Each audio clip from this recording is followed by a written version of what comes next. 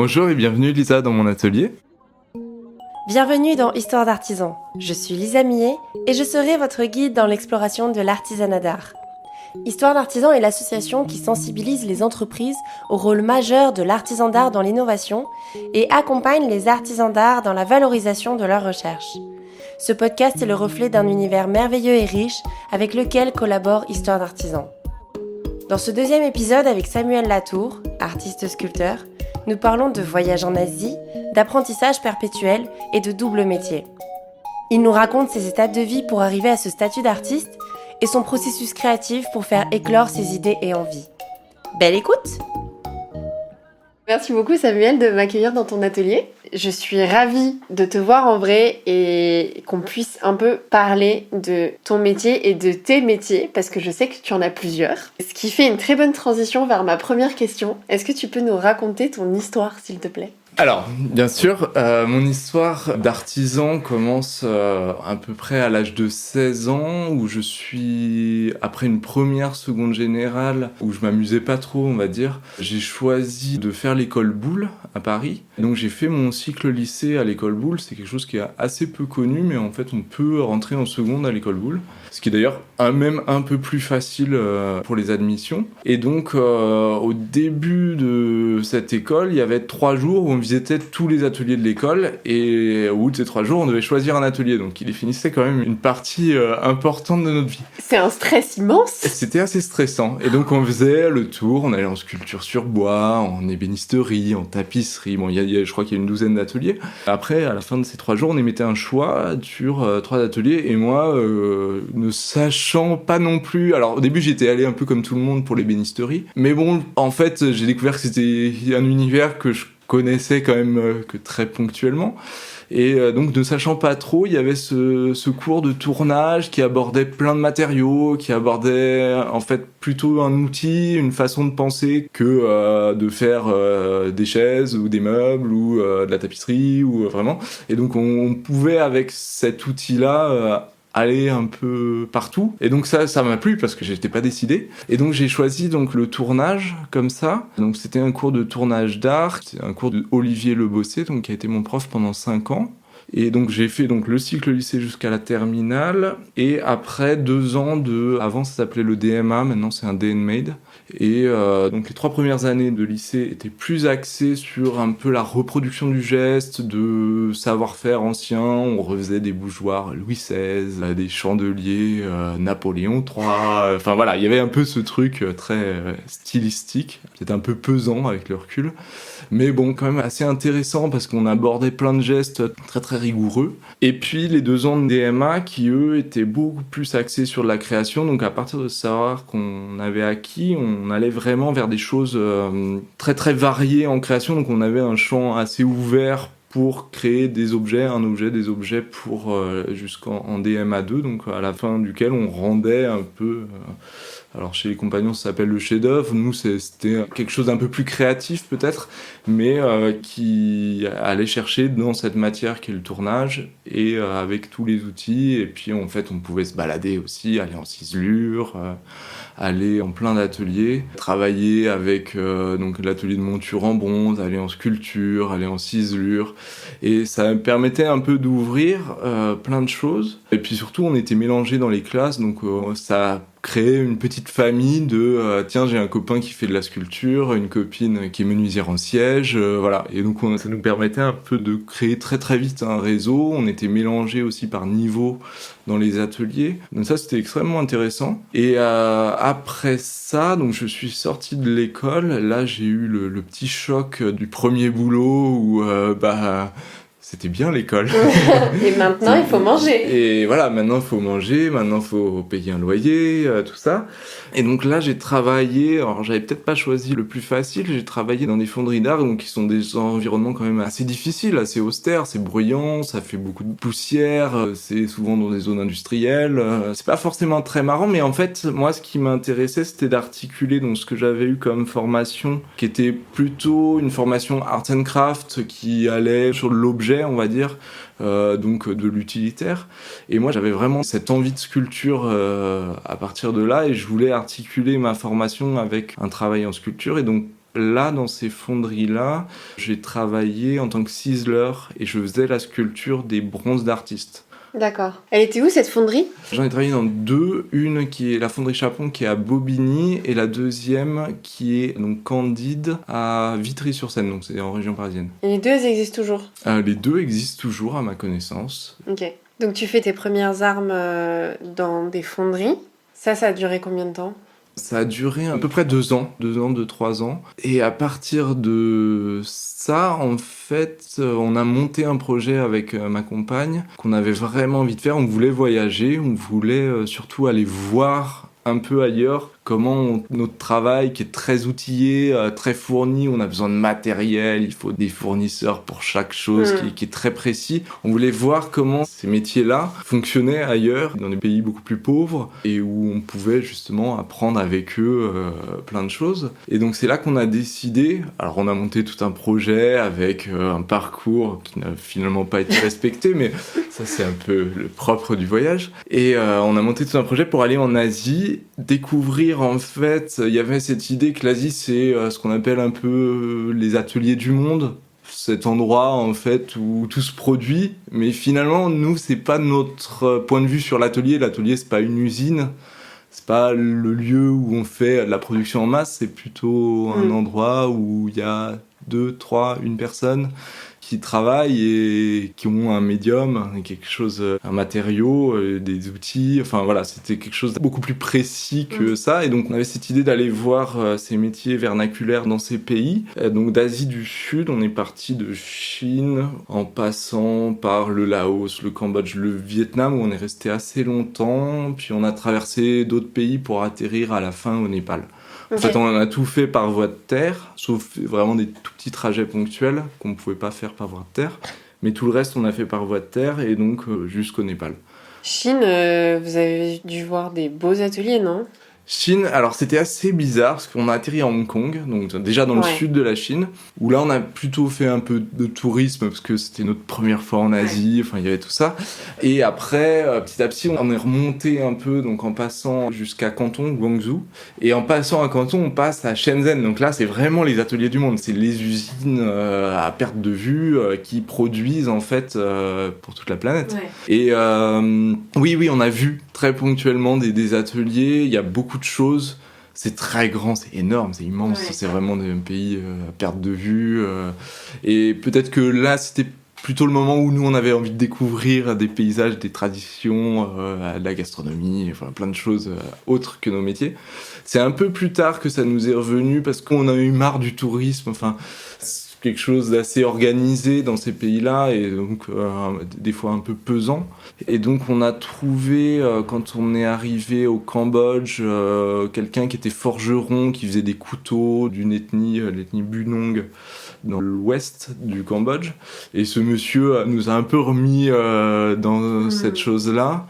Et après, on a trouvé une adresse d'un fondeur au Vietnam, près d'Hanoï. Et avec cette adresse, donc, on a contacté la personne qui connaissait une autre personne, bref, qui nous a dit de venir le voir. Et là, on s'est dit, bon, allez, c'est l'occasion, on s'y met. Et au final, on est resté 3 mois au Vietnam, dans une fonderie, à apprendre leurs procédés de moulage, leurs procédés de fonte. Voilà.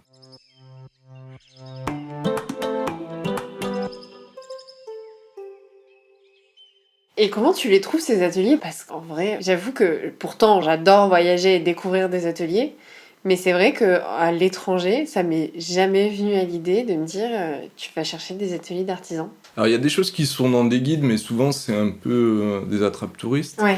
Il y a des villes, en fait il y a beaucoup encore ces corporations, donc il y a des villes qui ont des corporations, par exemple au Vietnam il y a une ville, c'est tout le métal martelé. Okay. Ils font que du métal martelé, donc on se balade dans la ville, on fait ding ding ding ding toute la journée. Et c'est des villes pas du tout touristiques. Non, en fait vraiment eux ils font ça quoi, et c'est lié aussi à leur tradition, notamment leur tradition religieuse où ils ont ce travail du métal martelé à cet endroit-là. Et donc pour la statuaire, c'était pas vraiment dans une ville qui était liée à une corporation. Et on avait trouvé cette adresse-là dans un forum de quelqu'un, un artiste, qui cherchait une fonderie, parce qu'il y a plein d'artistes pour un caractère financier qui vont faire fondre en Asie, parce que ça coûte moins cher, que le travail coûte moins cher là-bas. On est tombé sur une famille de fondeurs qui était géniale, qui nous a accueillis, pensant au début qu'on était stagiaires, qu'on savait pas faire grand-chose et qu'on voulait juste regarder. Et puis bon, finalement on a pris quelques mots vietnamiens et on a réussi un peu à élaborer un petit dialogue et ça s'est assez bien passé, c'était vraiment une très belle expérience. Donc ça c'était les 2-3 ans en fonderie, ensuite le voyage qui vous a duré combien de temps ? À peu près une année quoi, presque un an. Et ensuite retour. Alors retour en France avec plein d'idées, plein la tête, tout ça, mais bon, les poches vides. Donc il fallait un peu se refaire. Et là, on a cherché du travail. Et finalement, il y avait une première chose, on voulait quitter Paris. On arrive en France, on cherchait un travail dans une autre ville qu'à Paris, qui est quand même, nous, dans nos domaines un peu spécialisés et assez fournis dans nos travaux. Et donc, on cherchait à Lyon. Enfin bon, on a visité plein d'endroits. Mais je pense qu'il y avait aussi une réticence du fait qu'on revenait de voyage, que l'artisanat, c'est pas des progressistes, quoi. Enfin, c'est pas des gens forcément qui se disent « Oh là là, il revient de voyage, il va repartir. » Enfin, on va pas le garder, quoi. Ah, les gens se disaient ça ? Ouais, je pense que on nous l'a dit, Quand ils postulent à un emploi, surtout dans des entreprises qui ont des savoir-faire, eux, ils ont envie de transmettre, mais ils ont envie de garder les gens, parce que sinon, c'est aussi un investissement. C'est quelque chose que, maintenant que j'ai mon entreprise, je peux comprendre, mais bon, c'est quand même bon, voilà. Et on cherchait du travail, donc on est allé à Maison et Objets où, avec nos CV, on avait trouvé des invites, et on tombe sur un artisan, un designer artisan qui lui travaillait à Berlin et qui nous dit c'est génial, moi c'est ça que je veux, c'est des gens qui ont un peu de bagou, qui ont voyagé, qui en plus ont un savoir-faire qui ne s'enseigne pas en Allemagne. Il n'y a pas de gens qui travaillent le bronze et le laiton en Allemagne. Et donc lui il faisait du mobilier, pas mal pour le luxe, pas mal pour des boutiques, et il avait besoin de gens qui savaient bien travailler dans ces matériaux-là. Donc on reprend nos sacs à dos, on repart en Allemagne, et là on y a passé 2 ans. Après ces 2 ans, donc c'était plutôt ma compagne qui avait envie de sud, parce qu'elle est originaire du sud de la France, et un peu de soleil, et donc là on s'est dit que Toulouse, qui avait été un peu un coup de cœur, où on avait des copains, enfin bon bref, on avait envie de repartir aussi sur quelque chose qu'on connaissait, a été un bon point de départ, et c'est là qu'on a trouvé assez vite un atelier à Toulouse, où on s'est installé, où on a commencé à produire des choses assez diverses au début, et puis finalement on a un peu trouvé des axes de travail, et voilà. Et donc maintenant, tu as cette partie sculpture où tu travailles différentes matières et tu as une autre activité. Oui, exactement. Il se trouve qu'au début, c'était bien, mais il fallait quand même un peu manger à la fin du mois, ou même de tout le mois. Et donc j'ai postulé en 2018 à un poste qui m'intéressait quand même pas mal, un poste de maquette à l'école des Beaux-Arts de Toulouse. Et alors j'ai pas été pris sur ce poste, puis 3 mois plus tard ils m'ont rappelé en me disant on cherche quelqu'un pour l'atelier de bois aux Beaux-Arts. Et est-ce que ça vous dirait ? Et en fait maintenant ça fait presque 5 ans que j'y enseigne en remplacement, parce que ça marche un peu comme ça. Et donc je m'occupe de l'atelier, je m'occupe des étudiants qui viennent, soit pour les initier un peu aux techniques liées aux matériaux bois. Donc après c'est un peu plus vaste, c'est-à-dire par rapport à moi ce que je pratique c'est plus généraliste. On va du châssis à la sculpture sur bois, mais on est moins sur le savoir-faire. C'est une école des Beaux-Arts, quoi. Puis un atelier de bois, ça veut pas dire grand-chose, en fait. Ça regroupe une quantité de métiers invraisemblables. Donc, forcément, on peut pas avoir tous les outils pour tout. Mais c'est quand même un point de vue, moi, qui m'intéresse, parce que je suis avec des jeunes toute la journée. On bricole, on essaie des choses. Il y a des choses que des fois je sais pas faire, que je leur dis, tiens, c'est bien, là, toi et moi, on sait pas faire. Il faut tester, il faut essayer, Voilà, il y a l'apprentissage des gestes, il y a un tour à bois, des machines plutôt de menuiserie, il y a des outils à main dont je leur apprends à se servir, voilà. Donc ça, c'est à la fois, au début, c'était plutôt une opportunité, tiens, il y a ce poste, et bon, en fait, c'est une passion, parce que j'adore travailler avec des étudiants.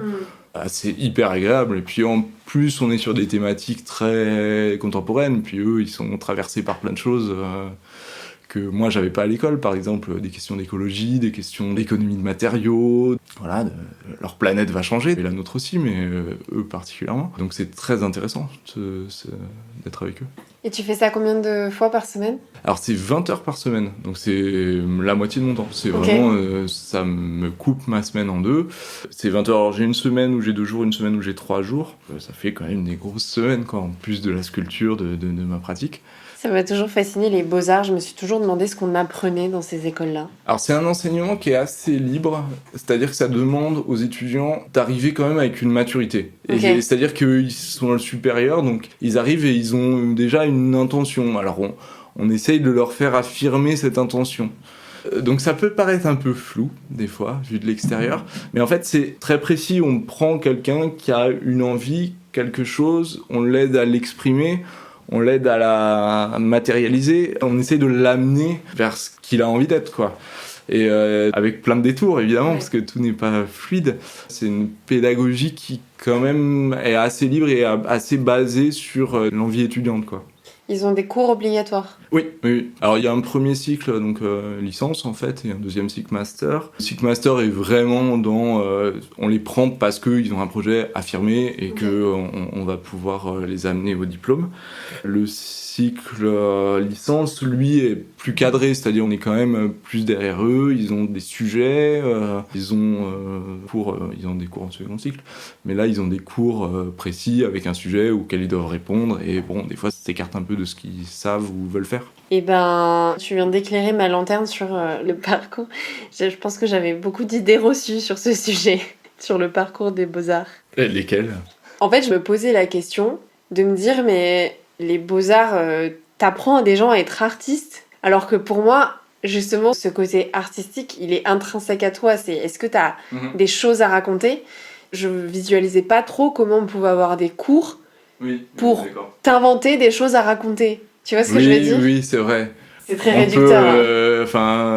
On peut comprendre quand on te parle, mais ne pas savoir écrire. Enfin, on peut parler sans vraiment, tu vois. Enfin, non, bon, c'est pas clair. Si, non, mais je vois ce que tu veux dire. On peut avoir des idées et pas savoir les exprimer. Voilà, c'est ça. Enfin, moi, du coup, je suis ce qu'ils appellent assistant d'enseignement, donc je m'occupe de les accompagner dans un atelier. Après, ils ont des professeurs qui eux vont avoir des entretiens réguliers avec eux et dire ah oui mais attention là tu parles de ça et comment, enfin qui vont un peu les confronter à leur propre travail et les faire un peu évoluer là-dessus. En parlant des beaux-arts, parce que justement tous ces mouvements artistiques là, moi contemporain, moderne, je suis pas très érudit sur l'art, hein. Je suis vraiment pas la meilleure pour en parler. Mais toi, tu te définis comment justement ? C'est assez complexe parce que ça demande quand même un peu cette culture-là, de l'art contemporain, de ce qui nous a amené là. Et en même temps, moi, là où je suis à l'atelier bois, donc j'ai besoin de cette culture artisanale. Donc c'est deux choses quand même, c'est pas antinomique, mais c'est peut-être un peu compliqué à articuler des fois. Et puis nous, quand on sort d'une journée d'atelier, moi j'arrive des fois à lire 5 pages dans un livre parce que je suis physiquement exténué. Et donc c'est pas forcément le travail d'un théoricien qui est allé à la fac, qui a étudié tous ces livres, tout ça. Donc moi c'est des choses que j'aborde en lisant, en me renseignant, voilà, en cherchant.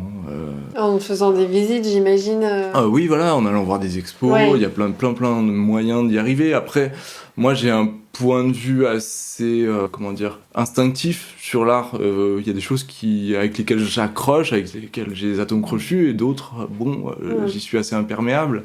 Et en fait, finalement, c'est un peu ça, l'art. C'est quelque chose qui répond différemment selon les uns et les autres. Donc, tu peux te retrouver devant une œuvre et pas comprendre pourquoi tu pleures, mais tu pleures, quoi. Oui, voilà, c'est ça. Il y a un truc très lié à ce qu'on veut y voir, ou un peu au culturel aussi, parce qu'on n'est pas forcément tous du même milieu. Ouais, voilà, moi je l'aborde comme ça. J'ai pas forcément cette culture-là, mais c'est pas antinomique non plus, parce que c'est pas ce qu'on me demande aussi. Oui, bien sûr, tout à fait. T'as pas besoin de te définir dans un mouvement artistique.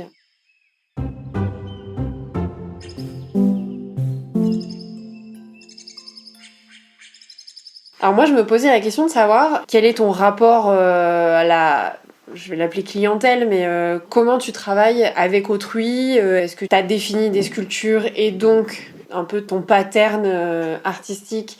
Et s'il y a quelqu'un qui te fait des commandes en disant moi je veux la même chose mais j'en sais rien en marbre, tu vas dire ok, pas de souci, ou au contraire c'est voilà ce que je propose, achetez-moi ça.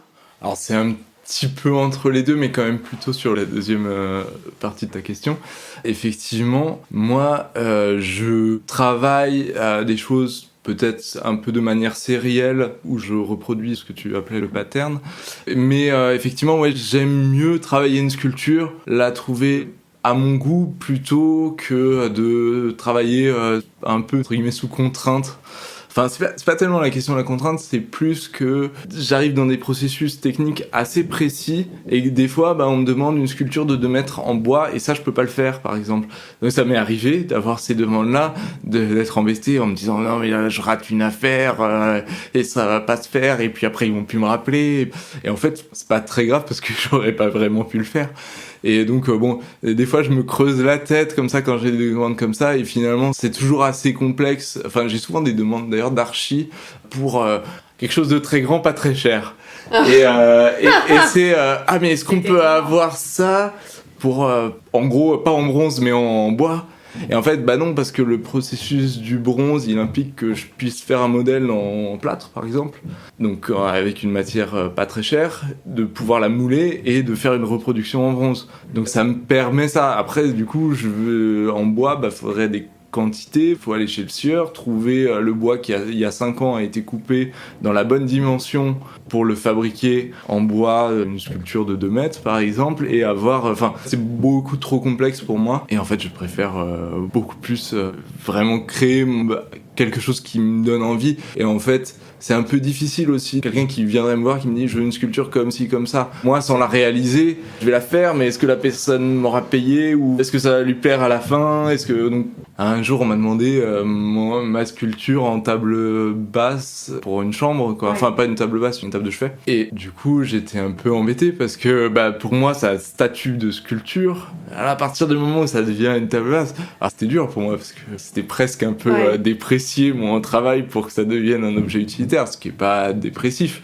mais du coup c'est quand même un peu dur. J'avais trouvé quelqu'un qui pouvait le reproduire sur une CNC, donc c'est un gros outil en gros qui va venir tailler dans la matière, mais je n'avais plus aucun intérêt parce que j'étais très éloigné du processus, c'était une entreprise qui était arrangée, enfin je trouvais plus un intérêt vraiment à cette sculpture qui devenait un mobilier.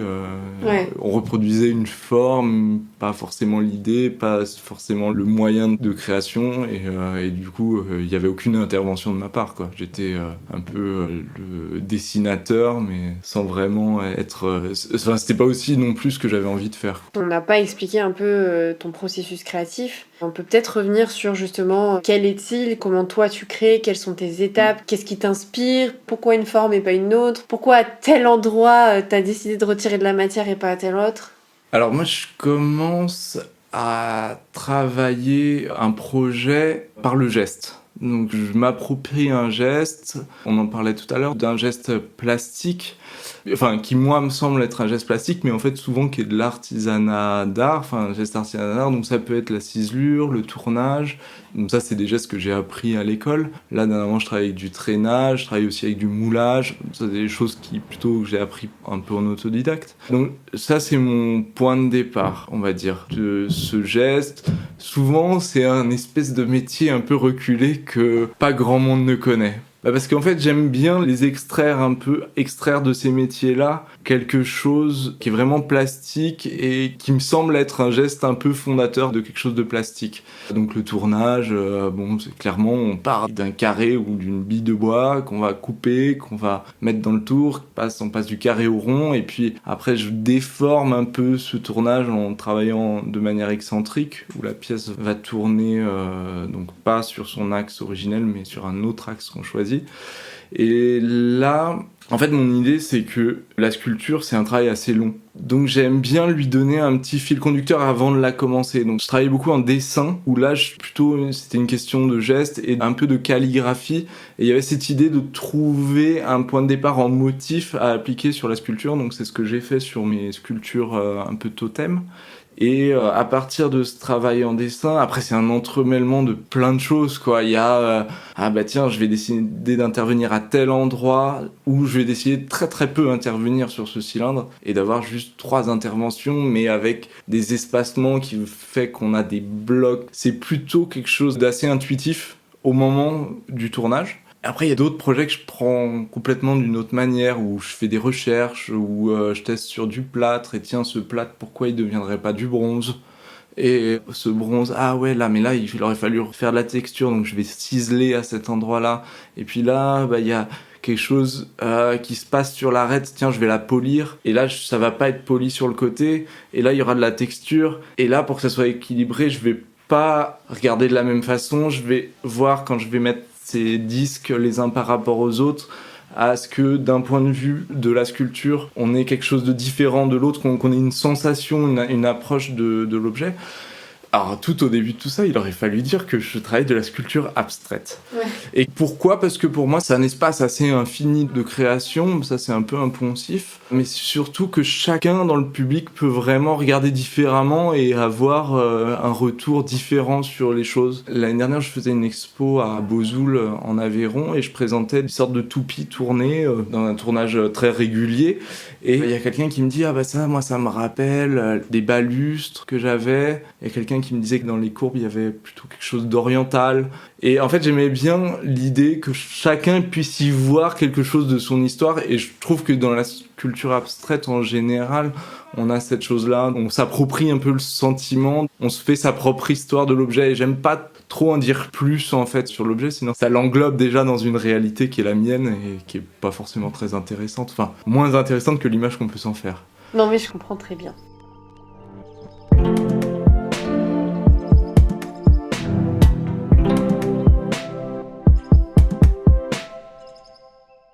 Est-ce que tu peux nous raconter une anecdote en relation avec ton métier ? Alors des anecdotes, j'en ai peut-être pas beaucoup, mais je pense à celle-là qui est juste après le confinement, où je faisais une expo qui s'appelait Jungle fantasmée, qui était un espèce de voyage intérieur. C'était une expo de dessin. Et juste avant les vacances, j'avais pris une stagiaire, on avait tout monté l'expo, tout assemblé, et puis mis sur des étagères. Et il y a des travaux dans mon quartier où ils font pas mal trembler le sol. Et je reviens de vacances et là je vois tout par terre. En fait, l'étagère s'était détachée et toute mon expo était par terre et j'ai dû vraiment tout refaire de bout en bout. En plus, j'en ai pas vraiment parlé à la galeriste parce que j'étais un peu gêné de cette chose-là. Mais bon, bref, j'ai réussi à refaire toute l'expo de A à Z. Et ça, c'était un peu... je me rappelle que c'était assez dur, ouais, parce que c'est pas quelque chose qui se fait facilement. On fait une expo dans un certain état d'esprit, alors refaire quelque chose, c'est vraiment artificiel. Ouais. En plus, il faut le refaire dans le même état, parce que tous les textes étaient faits. Enfin, il y avait tout ce boulot-là qui était déjà monté, donc il fallait vraiment coller un peu à ce que j'avais. Et les dessins avaient été abîmés par le verre, c'est ça ? Ouais, c'est ça. En fait, en tombant, le verre avait déchiré le papier. C'était dessin sur papier. C'était vraiment pas montrable. Non. Il y en a eu un ou deux, je crois, que j'ai pu sauver. Parce que je trouve que ça rajoute une histoire, en fait. Je veux dire qu'en fait, pendant le confinement, tout s'est arrêté et potentiellement, on a perdu des réflexes de stockage ou je ne sais quoi. Oui, c'est vrai. Et qu'en fait, t'avais pas pensé que les travaux pouvaient avoir un impact. Et en fait, on a l'atelier à Toulouse, on a des murs toulousains. Les murs toulousains, c'est une ligne de briques, 3 lignes de galets. Et entre ce galet, il y a un espèce de sable qui est collé, on sait pas trop comment. Et là, toutes les chevilles des étagères étaient dans ce sable, je pense. Et là, c'est là que tout s'est arraché. Et ouais, c'était un petit coup dur. Enfin, du coup, il a fallu repartir, refaire. Donc, ça va, je m'en suis sorti. Mais c'est vrai que c'était pas évident, ouais. Ouais, je comprends. Et puis oui, comme tu dis, il y a un côté, la première fois, c'est naturel, ça vient du cœur. Et la deuxième fois, tu te dis, il faut que j'en fasse la même chose, quoi. Ça, et puis il faut, vraiment. Il n'y a pas le choix. Une anecdote qui nous apprendra à bien stocker. Ouais, c'est ça. Faites attention. Est-ce que tu peux nous raconter un projet sur lequel tu as fait beaucoup de recherches, voire être allé jusqu'à l'innovation pour atteindre ton objectif? Alors, je sais pas si je suis dans l'innovation, mais moi, je travaille sur des techniques très traditionnelles, donc c'est un peu délicat de parler d'innovation. Là, je travaille sur un projet qui prend en fait la forme d'accents. C'est des accents qu'on retrouve dans l'alphabet vietnamien. Et dans l'alphabet vietnamien, il y a une particularité, c'est que les mots sont monosyllabiques, donc chaque mot, comme ça fait des monosyllabes, faut pouvoir le distinguer avec une tonalité. Et donc, dans cette idée de tonalité, j'ai voulu représenter ces accents avec une technique qui est celle du traînage, donc qui est la technique qui permet de faire des moulures, des corniches. Et avec cette technique, ça m'a permis de vraiment travailler ce geste qui est plutôt du coup typographique, de venir traîner ce matériau et de lui donner un peu sa tonalité, son caractère. Et donc ça, c'est ce travail-là que je développe en ce moment. Donc c'est une série de 9 accents qui seront présentés en doublon et que je présente en septembre à la Galerie Anne-Jacquemin Sablon à Paris. Et aussi en ce moment je fais une pièce pour le Salon Révélation. Donc je suis très fier d'aller là-bas. C'est la première fois que j'y présente une pièce. J'ai souvent visité, mais c'est vraiment un peu un truc assez chouette, quoi. C'est un peu le Graal de l'artisan. Enfin, je pense qu'il y en a d'autres, mais voilà. Donc je présente une pièce qui sera en bronze doré et que je fais dorer par une amie, Sophie Blanc, qui fait de la dorure sur bois et sur métal. Super. Bah écoute, ravie de voir que tu es sur plein de nouveaux projets. Et bah écoute Samuel, on va passer au petit mot de la fin. J'aimerais que tu nous dises ce que toi tu souhaites pour le futur de ton métier ou de l'artisanat d'art ou de l'artiste en général. Moi, j'aime bien l'idée que ces métiers assez peu connus finissent par trouver une résonance avec un public et du coup soient peut-être mieux connus. Je disais tout à l'heure, c'est vrai qu'on peut aller vers un métier comme, je sais pas, le tapissier par exemple. Ça arrive que des gens pensent à faire retapisser leur canapé. Mais quand on a un pied de chaise cassé, on va pas avoir un tourneur ou un menuisier en siège. Voilà, donc moi j'ai un peu cette idée que peut-être la sculpture peut désenclaver un petit peu ces métiers-là, les faire sortir un peu de leur niche et du coup les faire connaître un peu autrement. Après, il y a peut-être 1000 autres façons en les associant avec d'autres savoirs, de les faire sortir de ces niches-là. Moi, j'ai toujours un regret que ça soit des choses très peu connues, très réservées à un certain public ou une certaine clientèle surtout, parce que le public, finalement, tout le monde peut y accéder plus ou moins. Voilà, c'est un peu mes souhaits pour l'avenir. Donc si je résume bien, qu'en gros, les artisans se fassent plaisir et aillent pas simplement dans ce qu'ils ont appris sur les bancs de l'école, mais aillent un peu plus loin dans l'utilisation de leur matière et de leur technique. Oui, je pense que la notion de plaisir, elle est hyper importante dans les métiers qu'on fait. Et il faut se faire plaisir, ça n'a pas de sens. Il faut que ça soit des métiers plaisants, il faut que ça reste des métiers plaisants, c'est sûr. Trop bien. Bah écoute, on le souhaite aussi. Que les artisans d'art continuent de nous faire rêver et de nous emmener sur des terrains auxquels on n'avait pas pensé. Trop bien. Et merci beaucoup Samuel. Et merci à toi Lisa. Et puis à bientôt. À bientôt. Merci beaucoup pour votre écoute. J'espère que ce deuxième épisode avec Samuel Latour vous aura plu. Vous pouvez continuer de m'aider à faire découvrir les histoires d'artisans au plus grand nombre en mettant une note et en vous abonnant sur votre plateforme de streaming préférée. Comme d'habitude, je publie régulièrement des photos du travail des artisans sur Instagram. Donc n'hésitez pas à vous abonner pour découvrir leur métier en images. À bientôt avec une nouvelle histoire.